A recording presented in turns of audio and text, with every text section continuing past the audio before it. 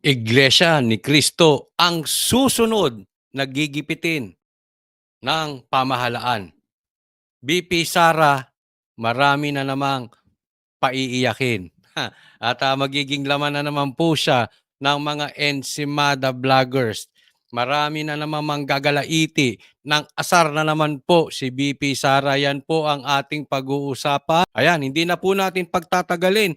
Pag-usapan na po natin yung topic natin ngayong oras na ito.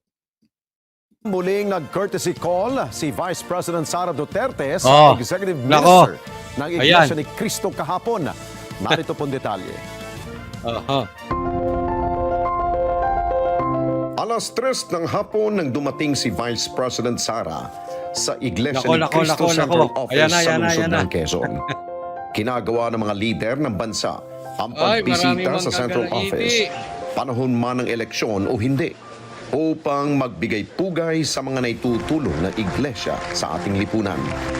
Matatandaan na halos eksaktong 1 taon. Ito po okay, so dumalaw po si BP Sara sa Iglesia ni Cristo. Ayan. So unahin po natin yung topic. Naalala nyo po nang naimbitahan po si BP Sara ni Leni Robredo. At maraming nanggalaiti doon. Kasama na dyan si Trillanes. Lalong natililing si Trillanes. Naku, baka i-demanda tayo niyan. Si Mr. Demanda pa naman yan, si Trillanes. Oy, parang awa nyo na sa mga taga-Caloocan. Huwag nyo nang iboto yan, pambihira kayo. Pag binoto nyo pa yan si Trililing, kayo ang may Trililing. But anyway, di ba, ang daming napraning nun. Pati mga Dilawang Tae, Pinklawan, sila Trililing, sila kahit mga mga Ensimada vloggers. Pinag-initan si BP Sara kasi nagkita. So sa madaling salita, etong mga timbangag napraning. Siguro nasobrahan ng pulburon. Napraning sila. Bakit nagkita si BP Sara at si Leni? Ano na naman gustong palalabasin nito? Ngayon, eto naman. Si BP Sara nakipagkita sa Iglesia ni Cristo. Nag-ano po siya, nag-courtesy call. Yan. So, sigurado ko, ang dami na naman manggagalaiti. Matitiriling na naman si Trililing. At yung mga supporters ni Trililing, matrililing na naman. At etong mga Ensimada vloggers, kakain na naman ng maraming pulburon. Yung mga mahilig sa pulburon dyan, magpupulburon na naman. Siyempre, dahil masakit na naman sa kanila. Alam mo, yung mga nagpupulburon, matatampuhin yan. Oo, mga praning yan. Yung mahilig sa pulburon. Di ba? Eto, nagkita. Nag-courtesy call. Ano na namang ibig sabihin nila ni BP Sara niyan? Tatandaan po natin ulit. May nakamanman kay BP Sara. Bawat galaw ni BP Sara may apektado. Hindi po natin sinisisi si BP Sara. Hindi niya naman po kasalanan yon. Kasalanan yon nung mga insecure. Di ba?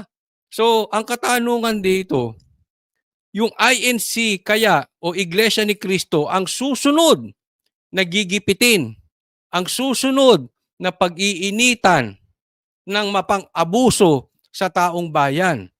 Di ba? Alam naman natin yung mga dumikit kay BP Sara, yung mga dumikit sa mga Duterte, may kaso ka. O kaya yung may dumikit sa mga Duterte, pag-iinitan ka. Di ba? Ultimo si BP Sara ay pinag-iinitan. No? So, eto na po ang panahon ngayon.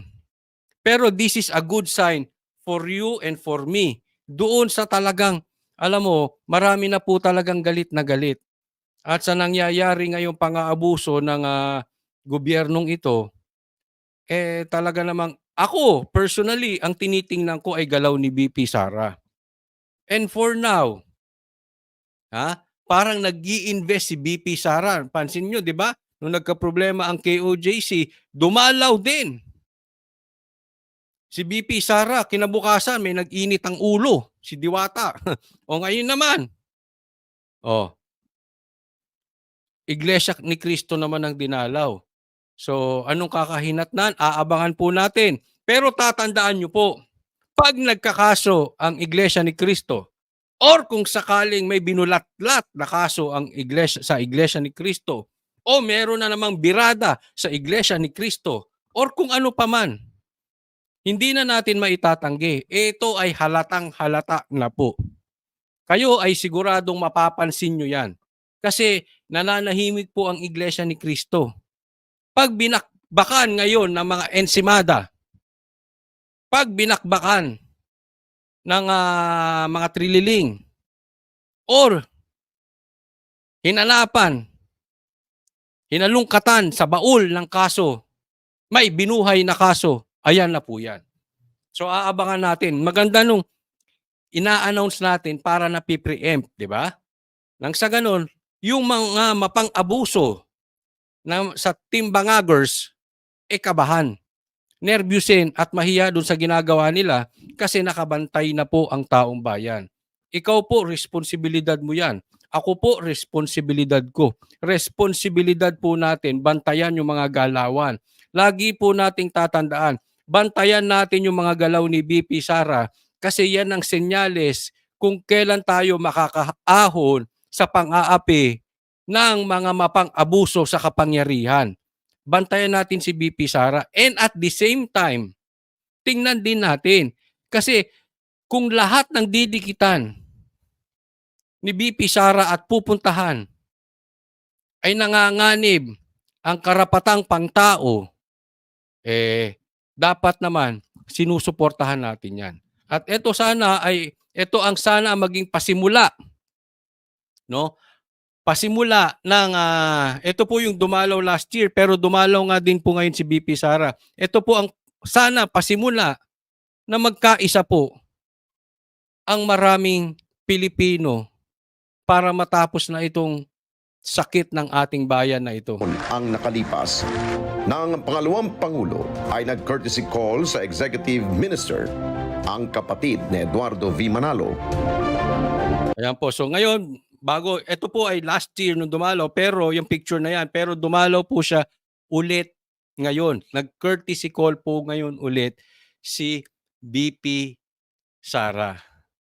Magkaisa na po tayo kung meron man tayong pagkakaiba sa ating mga paniwala sa reliyon, meron man tayong hindi pagkakasunduan, isang tabi natin yung usaping reliyon.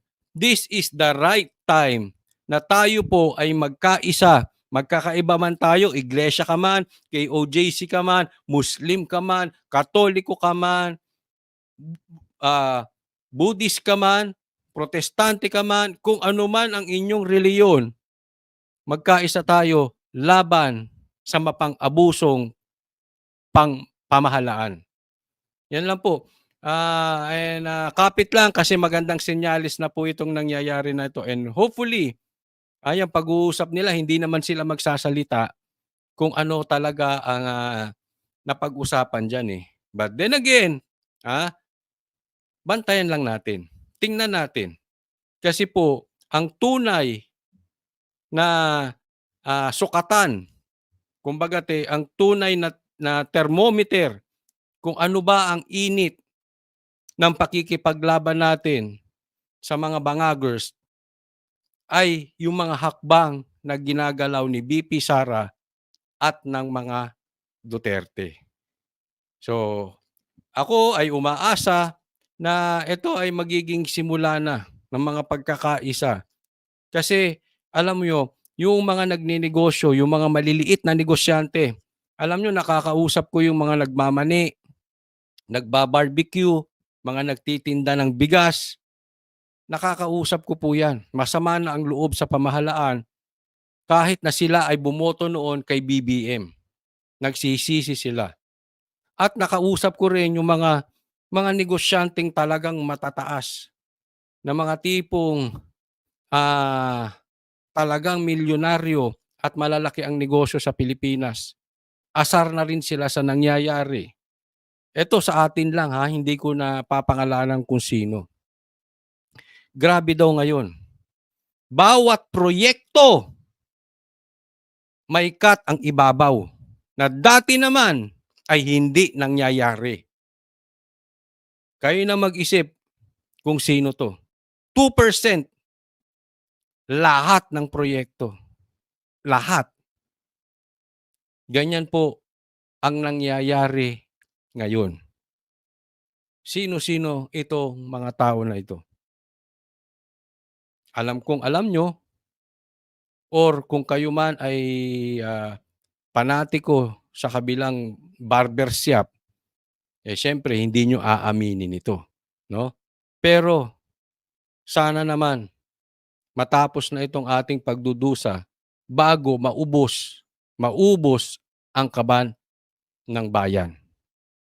Maraming salamat po. Tayo po ay babalik ulit sa susunod na pagkakataon para sa Diyos at Pilipinas nating mahal. God bless everyone. Coach Oli po.